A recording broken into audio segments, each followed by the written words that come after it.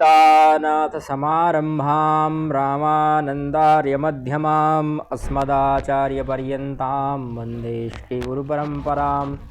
श्रीगुरवे नमः। नमो जनभाषायै संस्कृताय मित्राणि। महाकवि शूद्रक और अग्निमित्र की राजधानी विदिशा से मैं तेजेंद्र आचार्य आप सभी का पुनः स्वागत करता हूँ।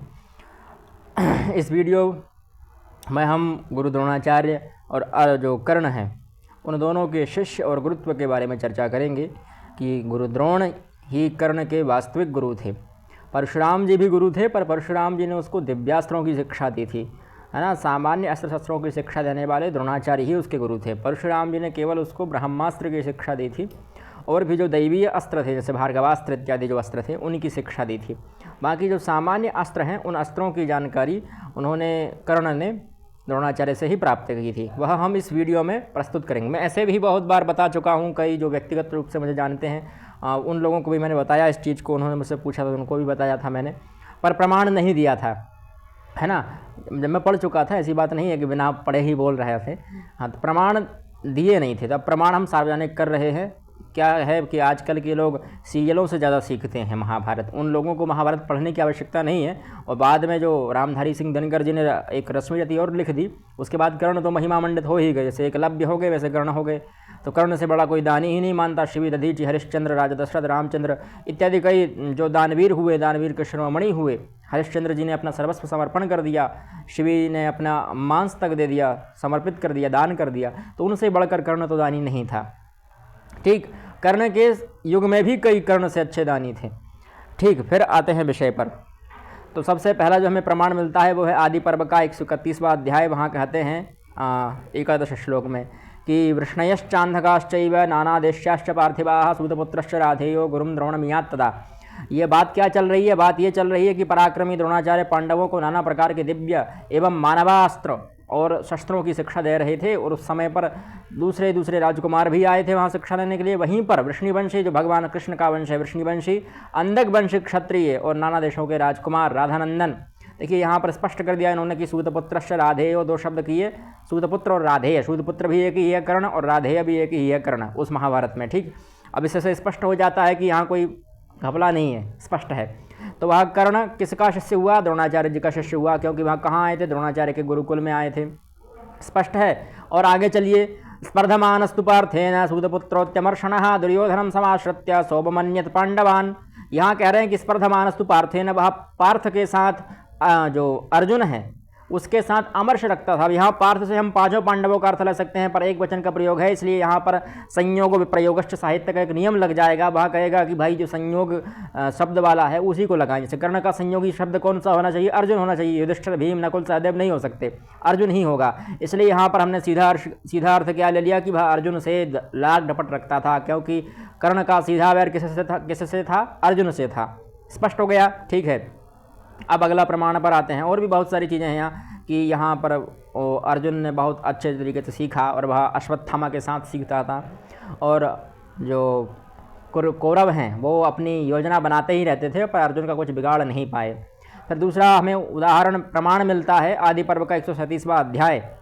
ठीक है, वहाँ पर क्या, जब इन्होंने द्रुपद पर आक्रमण किया, है ना, आप जानते ही हैं कि अपमानित थे द्रोणाचार्य द्रुपद से, इसलिए उन्होंने द्रुपद पर आक्रमण करवाया और उन्होंने कहा था कि जो द्रुपद को बंदी बनाकर लाएगा वही मेरा शिष्य कहलाएगा। तो सबसे पहले जो कौरव पक्ष था उन्होंने आक्रमण किया। तो उस कौरव पक्ष में कौन कौन लोग थे? तो दुर्योधनम व कर्णंचापि महाबलम, वहाँ पर भी कर्ण आया, मतलब कर्ण भी उस युद्ध में था, पर किससे पराजित हो गया? द्रुपद से।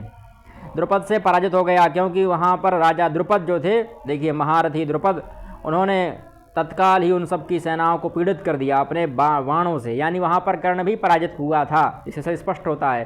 तो कर्ण कोई महारथी नहीं था, इससे स्पष्ट है कि कर्ण द्रुपद से भी ज़्यादा कमज़ोर था। ठीक, और द्रुपद ने अकेले ही ये देखिए सुयोधन है, मतलब दुर्योधन है, हमारा कर्ण है, विकर्ण है और अनेक जो उनके भाई थे 99 भाई, उन सबको पराजित कर दिया था। फिर तीसरा प्रमाण मिलता है वन पर्व का 302वां अध्याय। यहाँ पर वह खुद कहता है ना, सूर्यदेव से कहता है कि तवापि विदितम देव ममाप्यस्त्र बलम महत् जामदग्न्यादुपात्तम यत्र तथा द्रोणात् महात्मनः। यानी मेरे पास जो अस्त्रों का महान बल है वो द्रोण से और जामदग्नि मतलब भगवान परशुराम से प्राप्त हुआ है। यहाँ पर भी वह अपने दो गुरुओं की चर्चा करता है और उन्हीं से अस्त्र विद्या की ग्रहण करने की बात कर रहा है। यह वन पर्व के 302वां अध्याय, जहाँ सूर्यदेव से स्वयं कहता है कुंडल हरण पर्व में।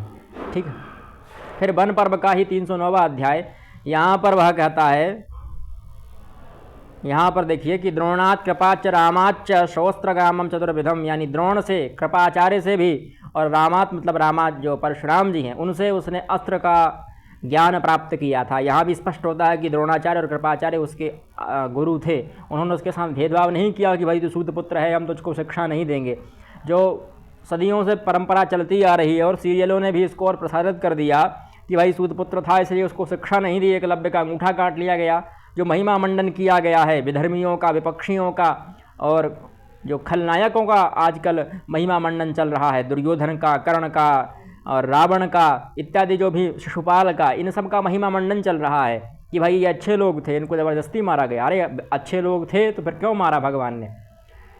ठीक है, और भी बहुत सारे उदाहरण हैं ढूंढने के लिए, पर हमने कुछ मेन उदाहरण ढूंढे हैं। यह 5 पेज की PDF है, टेलीग्राम पर उपलब्ध हो जाएगी कुछ दिनों बाद, है ना।